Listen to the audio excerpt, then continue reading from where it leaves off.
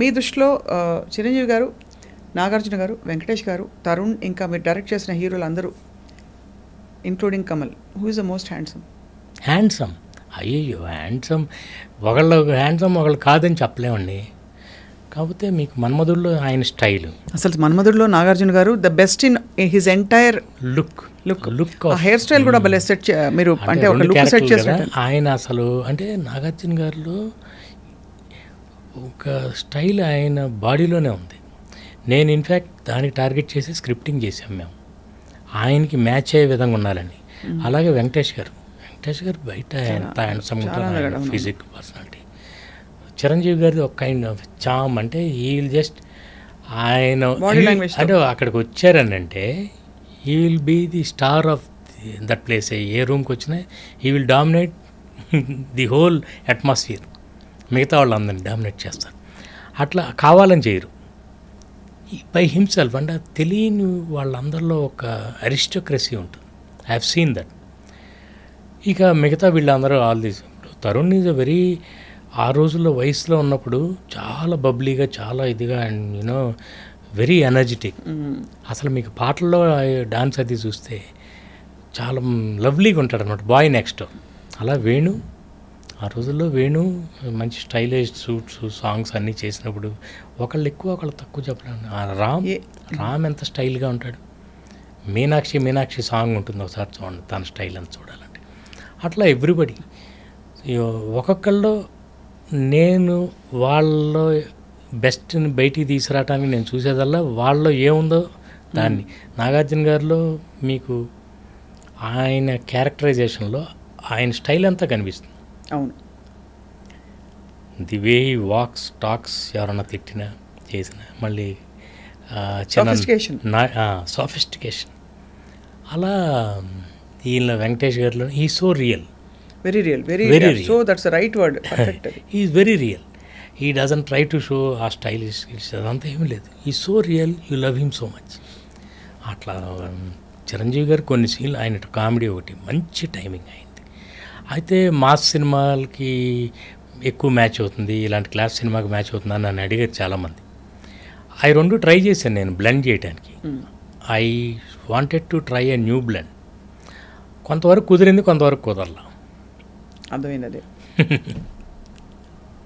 So sir, ఇప్పుడు ఇన్ని సినిమాలు తీశారు, మీరు లేట్ బ్యాక్గా వచ్చేది వస్తుంది అనే ప్రాప్తం కాన్సెప్ట్లో వెళ్తున్నారు కాబట్టి, మరి మీకంటూ ఒక గోల్ ఆర్ అల్టిమేట్ ఒక ఈ సినిమా తప్పకుండా తీయాలి అనే కథ ఏంటి sir? What is the story you want to tell the world? బేసిక్గా సినిమా ఈజ్ మై హాబీ. ఇది అయిపోయింది అనుకోండి, మళ్ళీ మొదటి నుంచి మళ్ళీ I will be like an apprentice starting. Scripting అంతా చేసుకుని, అఫ్కోర్స్ మన ఖాళీ దొరికినప్పుడు స్క్రిప్ట్లన్నీ చేసేసుకుని రెడీగా పెట్టుకున్నా, ఇంక్లూడింగ్ డైలాగ్ వర్షన్. అది ప్రతి కథ అంటే every film is an acid test. అయిపోయింది, ఇప్పుడు చెప్పేసాం, ఇంకోటి అలా కాదు. మళ్ళీ కథ అంటే మళ్ళీ దీనికి ఎంత కష్టపడ్డామో, ఇందులో కొన్ని తప్పులు చేస్తాం తెలుస్తుంది, అది కరెక్ట్ చేసుకుంటూ మళ్ళీ కొత్త తప్పులు చేస్తుంటాం. It is an eternal learning process. కొన్ని ఆడుతుంటాయి, కొన్ని మనం అనుకున్నట్టు జరిగితే జరగవు, కొన్ని జరిగితే కొన్ని జరగవు. Failure is not final, success is not eternal. Beautiful sir. అసలు ఎన్ని కొటేషన్స్ మీరు ఎంత చదివారో అర్థమైపోతుంది. అంటే మళ్ళీ విమానాలు కూడా నడిపారు కదా? నడపటానికి కుదరలేదని సినిమా ఫీల్డ్కి వచ్చాను. I wanted to become a pilot. అందుకే నేను కార్ డ్రైవింగ్ కూడా నేర్చుకోవాలి. నడిపితే విమానమే నడుపుతాను, లేకపోతే కారు కూడా నడపను అని. I don't know how to drive a car.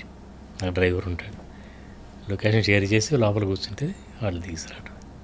చాలా it's actually so wonderful sir మీతో మాట్లాడడం, ముచ్చటించడం. ఉషా పరిణయం సినిమా ఎప్పుడు సార్ రిలీజ్?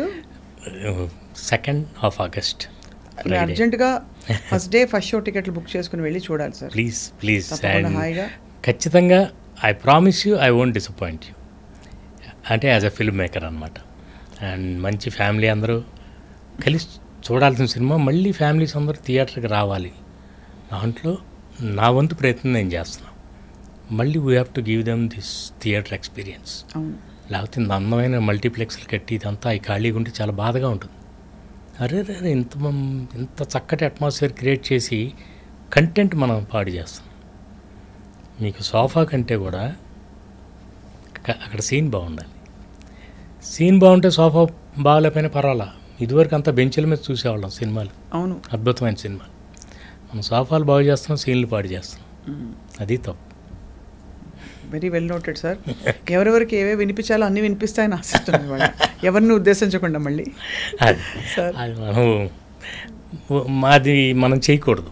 అదే మనకు ఒక గీత ఉంటుంది.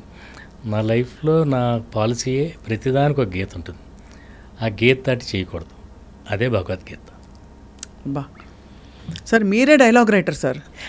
మీరు అంటే నాకు ఇట్స్ మై హాబీ అండి. మనం ఏముంది, ఆ పుస్తకాల్లో ఉంటాయి, ఎలాంటివి ఉంటాయి, ఎన్నెన్ని తీసుకుంటాం inspiration. They have taught me a lot. All those writers, film great writers. అంటే ఒక సీన్ని ఎలా మలుపు తిప్పాలి, దానికి ఏ డైలాగ్ ఎలా వాడాలి నేర్చుకోమని అందరికీ చెప్తుంటాను, నేర్చుకోమని యంగ్స్టర్స్కి అందరికీ. అందుకే చదవండి. చదివితే మీకు ఎంతో పెరుగుతుంది అన్నమాట. సినిమాకి కావాల్సింది ఎక్కువ చదవటమే. అవును, తీసి పడేయచ్చు, కానీ ఉప్మా కూడా చేసి పడేయచ్చు, కానీ మంచి ఉప్మా చేస్తే సార్ బాగుంటుంది. బాగుంటుంది. అది